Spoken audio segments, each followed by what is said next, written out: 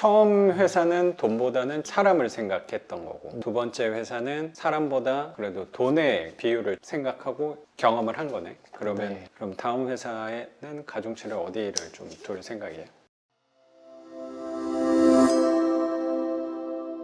다들 나이가 꽤 많으셨거든요. 공감대 형성을 좀 못했던 것 같아요. 이야기할 거리가 없다든지 회사 다니는 게 좀 재미가 없었어요. 재미로 다닌다는 게 웃기긴 한데 아니요, 재미가 중요해요. 비슷한 또래가 있어야지. 얘기할 때도, 쉬면서 얘기할 때도 좀 편하게 나눌 동료들이 좀 있어야지 다니는 맛이 좀 있지. 개발을 할 때도 새로운 걸 시도를 해보고 싶은데 막더라고요.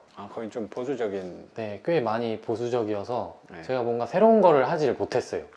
그러면 내가 뭐하러 이 연봉을 받고 내가 왜 이렇게 일을 이해는 됩니다. 그게 왜냐면은 안정적인 게 운영하는 거에 있어서 안정적인 게 최고니까 안정적이어야 되니까 라고 이해는 하는데 그래도 뭐 아무것도 못하게 하니까 거의 답답하다는 네, 생각도 많이 들었겠어요. 많이 네. 답답했어요. 선생님, 그거에서 뭐 사람이 아니더라도 일할 때 새로운 거 하나씩 시도해보는 재미가 꽤 느껴지는데 그거를 못하게 하니까 거기서 혼란스러웠다는 생각이 드네요. 그래서 거기는 이직하자마자 3개월? 네, 그 정도 다니고 그만뒀습니다. 최근에 퇴사를 네. 한 거네. 그래서 현재 하는 일은 없는 거. 네, 나오면은 내가 하고 싶었던 것들을 개발 소스라든지 그런 걸 짜보자, 나만의 것을 만들어보자 3주까지 했는데 그 다음부터는 약간 나태해져 갖고 퇴사하고 나서 네, 또 집에서 누워있는 거 좋아하니까 누워서 코딩하거든요. 이 긴장감이 많이 떨어지는 거네. 스스로 다그치는 편이었는데 뭔가 내가 목표로 했었던 게 완성을 했는데도 성과가 안 보이니까 지금 약간 뭘 해야 되나. 처음 회사는 돈보다는 사람을 생각했던 거고, 두 번째 회사는 사람보다 그래도 돈의 비율을 생각하고 경험을 한 거네. 그러면 그럼 다음 회사에는 가중치를 어디를 좀 둘 생각이에요? 면접 볼 때도 알 수가 없어서 사람에 대해서는 네. 돈의 맛을 좀 봤으니까 어느 정도 선에서의 연봉을 주는 회사 안에서 경험하는 수밖에 없다는 생각은 드네요. 맞아요. 선생님 말씀대로 사람은 들어가기 전엔 알 수 없는 거니까 경험을 해봐야지만 알 수 있는 거잖아요. 근데 확실히 배운 건 있네요. 돈만 쫓으면 안 되겠구나. 돈 많이 준다고 무턱대고 가는 건 아니구나. 를 배운 거라고 생각은 좀 들어요. 이거 말씀드렸어야 했는데 그 전 회사 때 철밥통이라고 해야 되나?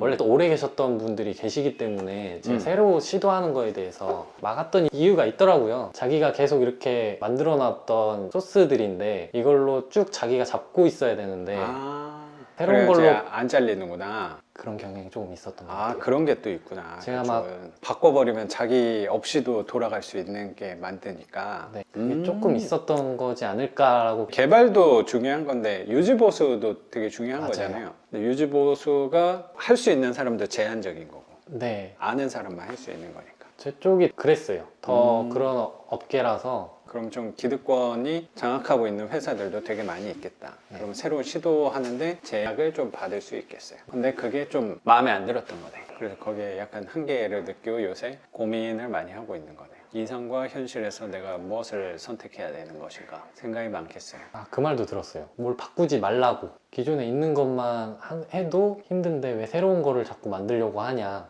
근데 거기서 회의감이 많이 꼰대이셨어요. 말로는 자기도 새로운 거 좋아한다 해놓고 제가 새로운 거 하려고 하면은 이런 거 어떻냐 하면은 개발적인 내용을 이야기를 하고 싶었는데 논의라든지 의견 교환을 하고 싶었는데 싸우게 되더라고요. 이상하게. 그게 왜 그런지는 모르겠는데 그전 회사에서는 터울 없이 형님들인데도 막 말하고 이런 게 좋지 않냐. 야 그거 좋다. 그게 나는 대단하신. 생각하는 그쪽 분야에 대한 회사 분위기라고 생각하는데 자유롭게 나이 직급을 떠나서 의견을 받아주고 하는. 제가 너무 좋았던 분들을 만났던 거죠.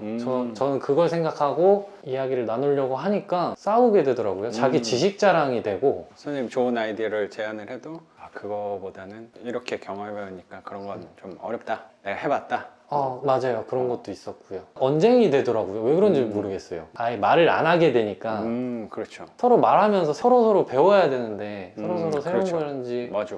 혼자 잘하시는 분도 있겠지만 배우면서 이야기 나누면서 이런 생각도 있고 이런 코드라는 게 정답이 있는 건 아니니까 이렇게 할 수도 있고 저렇게 할 수도 있으니까 좀 더 얘기하면서 효율적인 방법으로 만들어 나가면 되는 거니까 혼자 개발하는 게 아니잖아요. 다 같이 만들어 나간다고 생각하는데 사람이 다르구나 라고 느꼈어요. 그 회사에서. 맞아요. 근데 그 회사뿐만 아니고 모두 다 같이 하는 거잖아요. 뭐 예를 들어 투자 같은 것도 큰 학원들 같은 경우는 그런 데도 되게 많아요. 교육생분들한테 조금씩 돈을 걷어가지고 공동 투자를 유도하는 데도 되게 많거든요. 네. 그러면 장점은 처음 투자하는 사람들은 경험이 많이 없으니까 누군가 같이 한다 그러면 되게 편하게 투자를 좀 할 수 있는 부분이 장점이 될 수도 있는데, 단점은 뭐냐면 같이 하다 보면 생각이 다 다양하니까 처음 마음하고 나중에 돈을 투자하고 나서의 마음들이 달라지는 경우가 되게 많은 것 같아요. 그러면 저는 그게 오래가지 못할 수도 있다는 생각을 좀 갖고 있거든요. 그래서 저도 지금 하는 일이 그런 사람의 성향에 대해서 생각을 좀 많이 하면서 저도 지금 하는 일을 진행하는 것 같거든요. 무슨 얘기냐면 저도 그런 제의를 좀 받거든요. 어디 같이 하자, 협업 같은 거를 제의를 받는데 고민을 해봤어요. 그럼 내가 하고 싶은 방향이 있을 거고 그 사람이 하고 싶은 방향이 있을 건데, 나는 어떤 사람의 성향이냐면 웬만하면 맞춰줘요. 내 생각이 있어도 굳이 그거를 부딪히고 싶지 않아서 그 사람 의견을 동조해 주는 경우가 되게 많아요. 근데 그 안에서 난 스트레스를 또 되게 받을 거를 내가 잘 알거든요. 그래서 저도 이 유튜브 하는 거, 뭐 수업하고 하는 것들을 혼자 하는 이유가 그거예요. 나는 굉장히 생각보다 잘 맞출 자신은 있는데 그 안에서 내가 스트레스를 받게 되면 오래 못할 수도 있다고 생각하잖아요. 아까도 얘기를 했지만 오래 못할 거면 시작까지도 안 하는 게 나을 수도 있다는 생각까지도 하거든요. 선생님도 생각해 볼게, 최근에 2개의 회사에서 경험한 거를 선생님 삶 안에서는 되게 좋은 경험이었다고 생각은 좀 들어요. 선생님의 성향이 어떤 분위기, 어떤 회사, 어떤 사람들과 어울렸을 때 더 내가 실력을 기량을 펼칠 수 있구나를 느끼셨을 거라고 생각을 하거든요. 당연히 돈도 되게 중요하다고 생각은 당연히 드는데, 선생님도 아직 나이가 젊으니까 일에서 오는 즐거움이 나는 꽤 있는 사람이라고 느껴지거든요. 그러니까 돈은 어차피 회사에서 못 벌어요. 이거는 명백해요. 회사에 월급 받아서는 아무리 선생님 업계가 잘 되면 뭐 연봉 1억을 받아도 그걸로 부자가 되는 건 어차피 한계가 있어요. 내가 생각할 때는. 그래서 차라리 돈을 많이 벌려면 이 투자를 하거나 아니면 사업을 하는 쪽으로 돈을 버는 거를 생각해야지, 회사 안에서는 굳이 돈에 크게 비중을 둘 필요는 없을 것 같아요. 어차피 그게 그거거든요. 연봉 뭐 5천이 6천이나 뭐 1억이나 돈 받는 액수는 차이가 없어요. 어차피 내가 한 달에 50만 원, 100만 원 더 받는 게 어디야? 굉장히 클 수도 있는데 어차피 내가 한 달에 100만 원 더 받는다고 삶이 달라지지 않아요. 절대로 안 달라져요. 그러면 회사 안에선 굳이 돈을 1번으로 두는 경향이 내가 이해가 안 되는 게 아니고 그거를 그렇게 비중을 둘 필요 없어. 왜냐면 특히 선생님은 회사를 다니는 게 생계를 위해서 다닌다는 부분이 좀 적다는 생각이 내가 조금 들어서 그래요. 아직 결혼도 안 했고 지금은 혼자 있는 거고 그 일에서 느껴지는 즐거움도 되게 큰 사람이라고 생각이 들어서, 뭐 아시겠지만 어떤 회사든지 이상적인 건 없어요. 어떤 회사든지 아니고 그거는 투자도 그렇고 삶에 대해서도 마찬가지라고 생각하는 게 뭐냐면 이상은 없어요. 맞춰가는 거예요. 나는 그거라고 좀 생각하거든요. 뭐 좀 다른 얘기일 수도 있지만 저의 삶에서 어떻게 보면 선생님도 이 투자를 이어서 간다면 어느 선 정도까지는 저를 생각하고 오는 것도 분명히 있으실 거라고 생각하거든요. 물론 저보다 더 잘 되실 거고 더 큰 분이라고 저는 생각하거든요. 중간 정도는 나 정도를 거쳐갈 거라고 생각하고 바라보고 가는 것도 분명히 있을 거라고 생각은 드는데, 그러면 어느 정도 내가 월급 정도의 월세를 마련해 놨다 그러면 윗사람들이 어쩌면 꼰대라고 하는 분들하고 부딪힌다고 했을 때 미련 없이 또 다른 회사로 옮길 수 있는 힘도 생길 거라고 생각은 드는데, 그러면 그 상황만 됐으면 좋겠다, 그래서 어쩌면 월세를 투자한다는 생각도 저는 좀 있거든요. 근데 그런 상황이 오더라도 부딪히고 고민하고 힘든 부분들이 분명히 새로운 것들이 또 올 거라고 생각해요. 저 같은 경우도 그런 부분들이 꽤 있으니까.